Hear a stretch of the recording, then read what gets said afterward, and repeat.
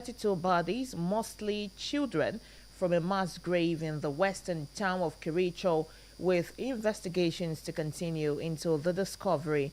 The exhumation was done after the police obtained a court order to retrieve 14 bodies that were initially believed to have been buried at the site. Government pathologist Richard Njoroge said what was found was unusual, with bodies stacked in gunny bags, adding that there were 7 adults and 25 children, with the children being infants and fetuses.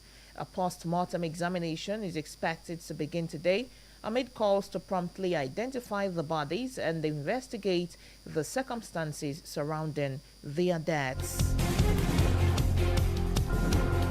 Away from Africa, a court in New Mexico, United States, has ordered Facebook parent company Meta to pay $375 million for misleading users over the safety of its platforms for children.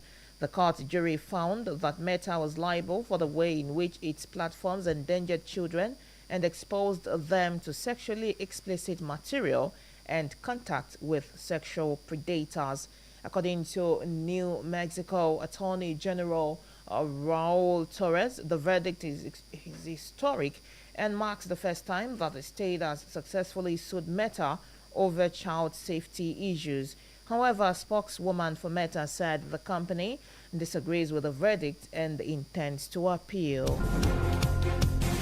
In Europe, police in Britain have arrested 2 men in connection with the arson attack on 4 Jewish community ambulances in North London earlier this week.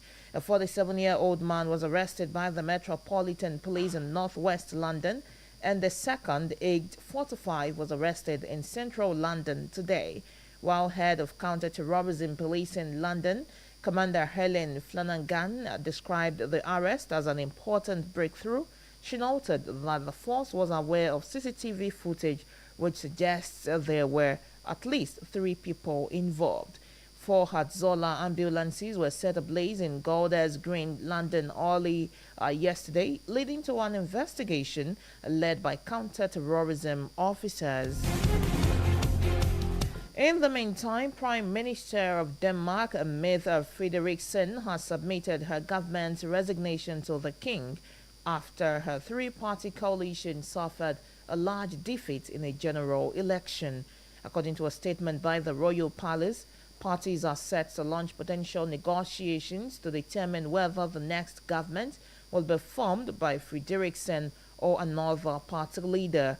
Although the Danish Prime Minister resigned after suffering the defeat, she could still emerge as leader of a new cabinet in the coming weeks. Frederiksen's Social Democratic Party had its worst election since 1903, winning just 38 seats in the 179-seat parliament. You are still listening to Beyond Nigeria on Midas Radio 90.5 FM at Do Ekiti. Remember to protect the land of honor and integrity. Please visit www.midasradio905.fm for more information, and you can follow us across our social media platforms at Midas Radio 905 for regular updates. You can also download our app on Apple or Play Store for convenient access and your listening pleasure. Midas Radio cares about you, and we are committed to bringing you stories that matter. Thanks for staying with us. Moving on to the rest of the news. An airstrike on a site belonging to Iraq's Shiite Popular Mobilization Forces in western Anbar has killed 7 Iraqi soldiers and wounded 13 others. The Defense Ministry said the strike hit a military clinic and a nearby engineering unit, adding that rescue teams are still searching for the site for possible additional casualties. The ministry condemned the strike as a blatant and a serious violation of international laws and norms, prohibiting attacks on medical facilities and personnel, describing it as a dangerous escalation and calling for those responsible to be held accountable.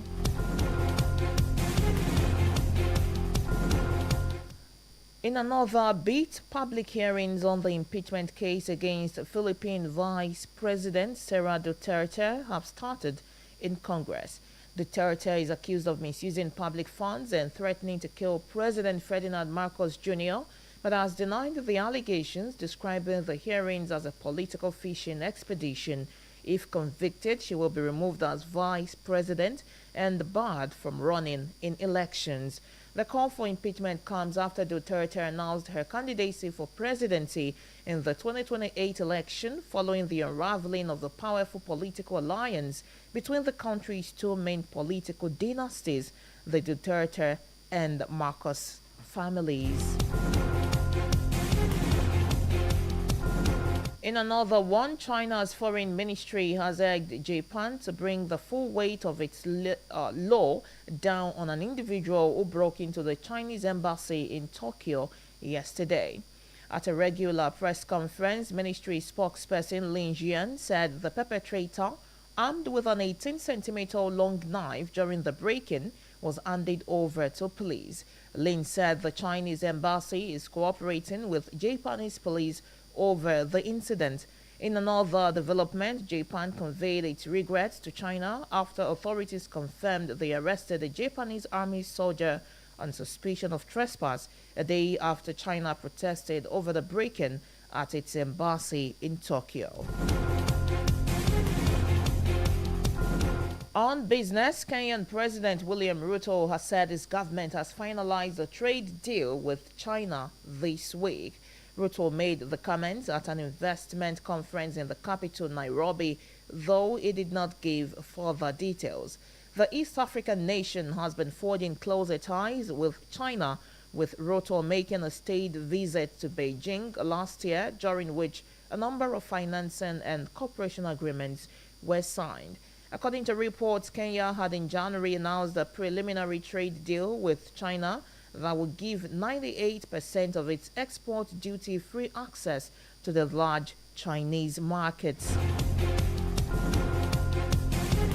Finally, on sports, Liverpool forward Mohamed Salah has announced his impending exit by the end of the season.